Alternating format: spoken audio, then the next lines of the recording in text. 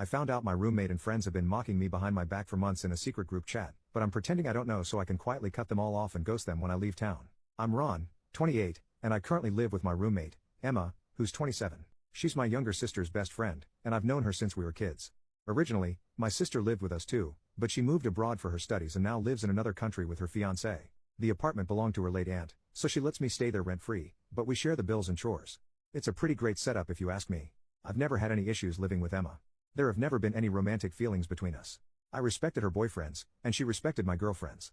I see her as part of my family, almost like a sister. Well, 2 months ago while she was taking a shower I saw a notification on her phone with my name on it and I looked at it and it said, "I found the perfect girl for Ron's prank." I got curious and opened her phone since I know her passcode. There I saw how basically all our mutual friends, except a few I had from my army days and my childhood best friend who lives in another city, were all members of a group chat that started a month ago, and there they were all sharing memes and gifs, mocking me about my appearance, and basically I became equivalent of ugly to them. I couldn't understand why they were so mean, since I genuinely thought we had a good relationship and friendship. As I was scrolling all the way back, I found out that everything started after my roommate told one of her friends that she's so turned on that she's thinking of screwing the old and fat hobo who's sleeping on our rooftop sometimes.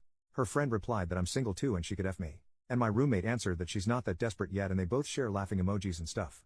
Then they kept at it by posting puking emojis when they talked how they imagine I made love. Then other friends started getting into the joke and soon they created an entire group just so they can share humiliating posts about me. They even started using "I'd rather screw the hobo" as an aside joke, which I heard them say a few times but didn't know what it meant until now.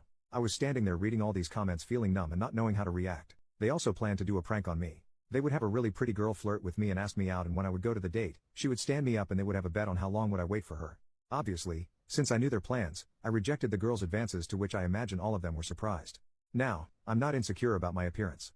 I know I'm not great looking, but I never had trouble finding girls, and despite what they wrote, they didn't make me feel ugly or sorry for myself. I'm just hurt that they would do something like that, since I never did anything to warrant such mockery. Of course I'm more hurt about Emma, and I'm mostly confused since I know she cares a lot about me. 3 years ago I had a motorcycle accident and she practically slept in the hospital for the 10 days I was there, and after we came back home, she helped me all the time until I got better, so I don't know why she would do something so mean towards me. Personally, I think it was just a joke comment that got out of hand. After that, I stopped hanging out with them.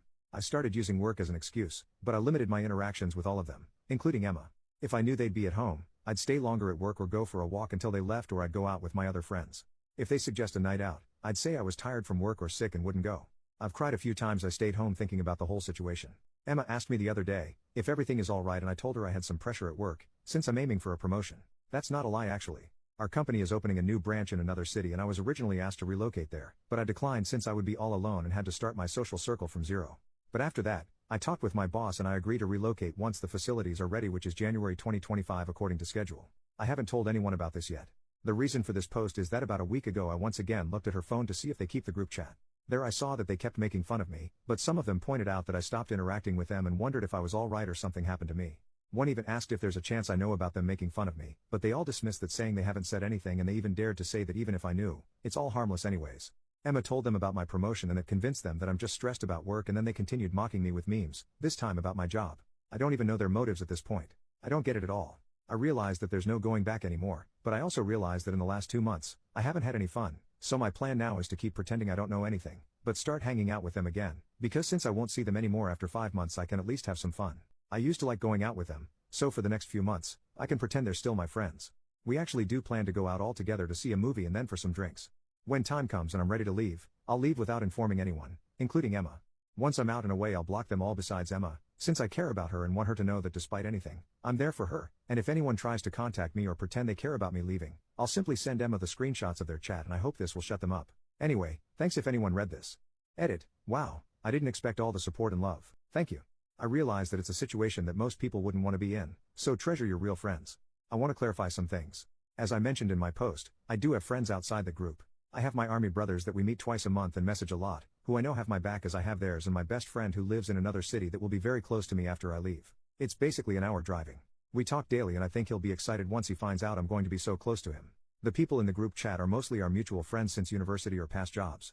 Not all of them talk bad about me, but they're all members there, so I guess it's the same in a way. They usually hang out at our place where we watch movies, play board games, etc. I feel bad for losing them, but it doesn't compare in the thought of losing my best friend or my army brothers. About my sister. I didn't tell her because then she would tell Emma and then they'd all know, which is what I've been trying to avoid. If I wanted them to know, I'd tell them. I'm not afraid to tell them, because I'm desperate for their friendship. No, I don't want to tell them, because I don't want the drama. I want to avoid it. I work more now in my job to learn my new role, so the last thing I want is to deal with all that drama of fake apologies, etc. I'd rather be just me pretending I don't know, than all of them pretending they're sorry. I understand why some people don't want me to hang out with them and just expose them and everything, but it wouldn't benefit me to do it. All I would gain is drama and awkward situations. I'd rather focus on me, planning my departure, get ready for my new role and figure the aftermath. In the meantime, I don't think it would do me any good to end things with them now.